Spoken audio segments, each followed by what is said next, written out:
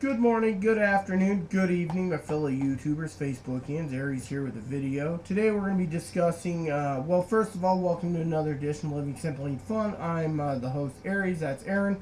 Today we'll be talking about book reviews again.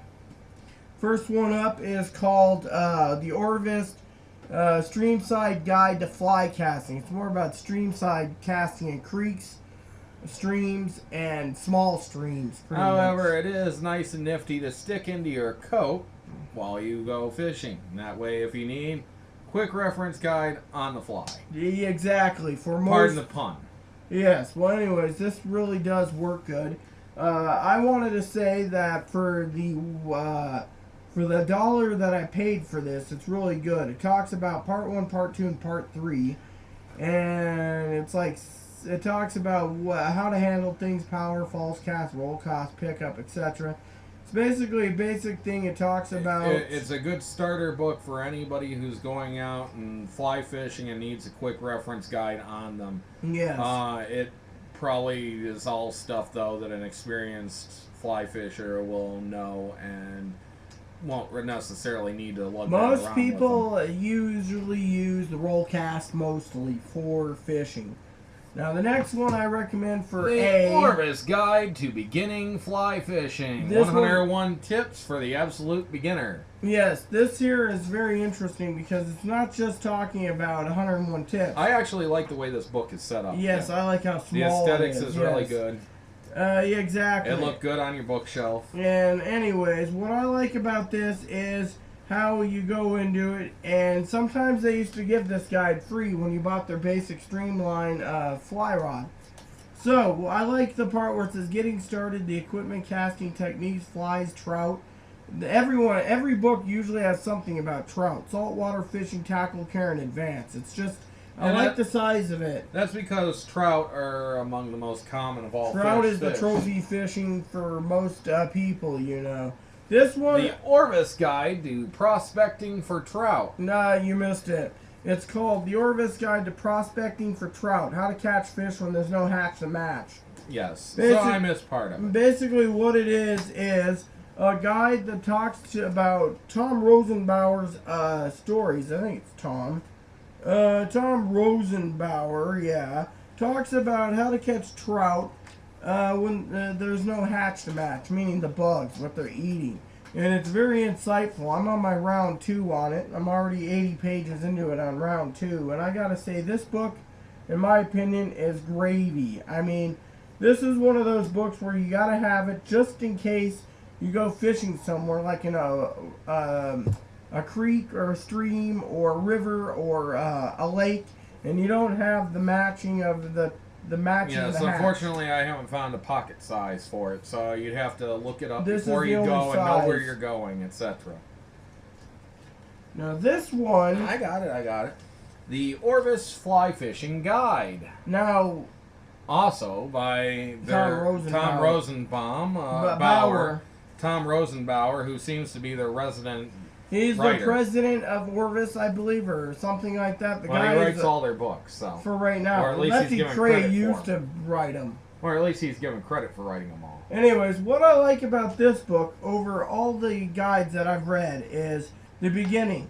And I want to share with you something about this book. And I'm not going to get into much detail, but one of my favorite things about this book is right here. They talk about fly rod terminology, which is really good. But this here is the only guide in existence that has this graph chart. Oh, that you've seen. And explain that graph chart. This graph chart says matching line size to the fish and flies. So, for example, size 1 fish, you can use trout with small flies and small streams. You use that for lightweight or line 1. So, in other words, it tells you the hooks and line to use to catch fish.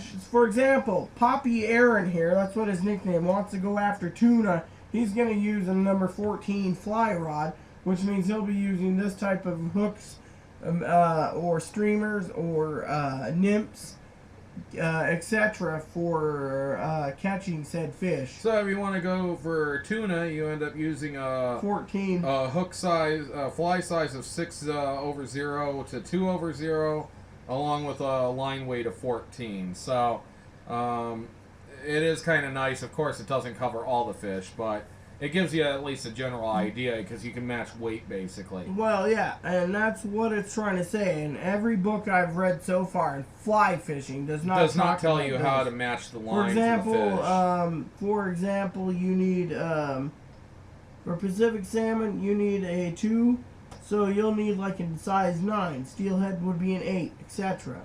And it goes down the way, you know.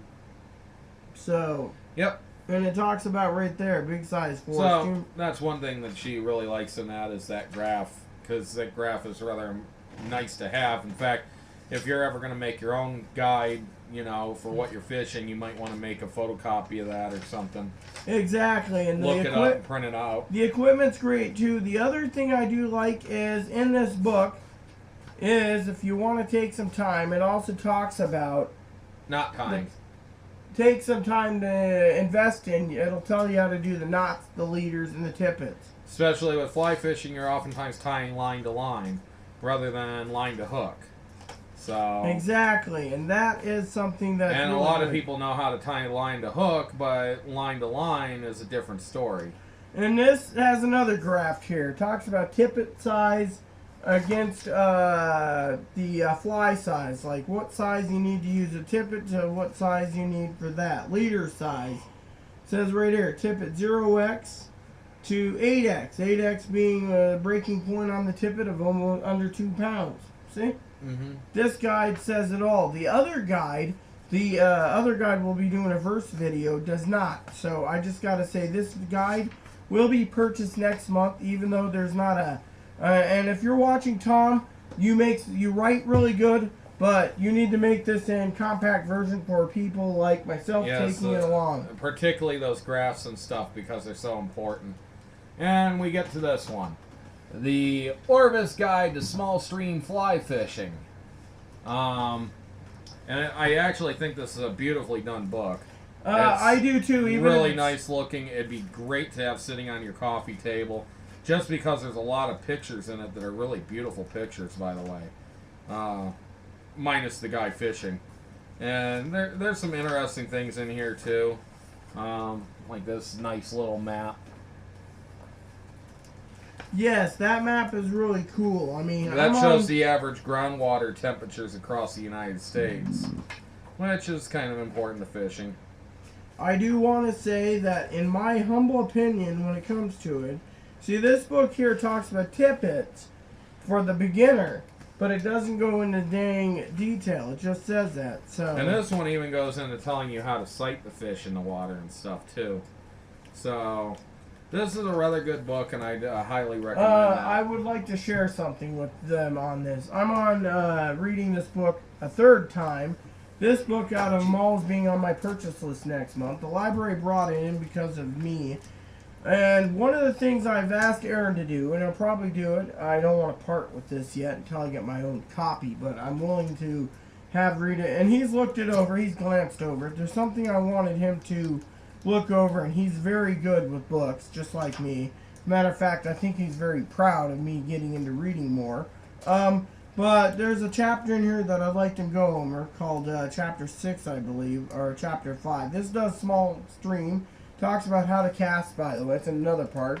But what I like about this book is choosing the equipment. I wanted Aaron to read the equipment part. This kind of, you know. Yeah, so she's still not done with reading that one since getting into the library. I got it. Yes, it's a review, but it's not fully read to review. I've read this 3 times. This is 2 times. You're just not ready to part with it. No. Until I buy my own copy. I want to move on to another thing. I always talk about how books look on a shelf. And this is the one thing I do not like about Orvis books. Look at that. Okay?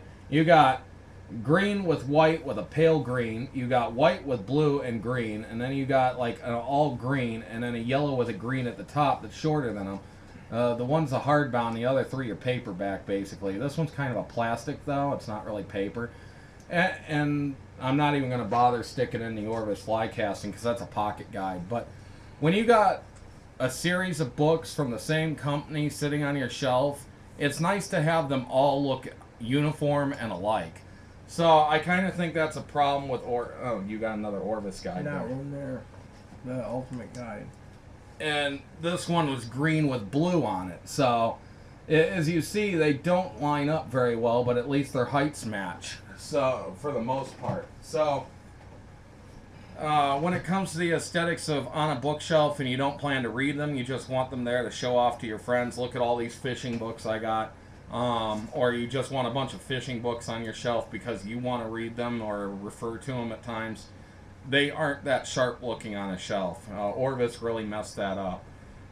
We got all sorts of book series made by the same company where the binding is identical, even if they change the color. Freshwater Angler. Well, look at your presidential books. There's a book for each president, and the binding and the shape and size is all identical. Presidents. No, well, it might be two, but you have like all the way through Lincoln uninterrupted. Then we've got this Cowboy and Indians leather bound, along with something like World War II Heroes or something, and that's leather bound. And they're identical, same company. You've, like an encyclopedia set, you know?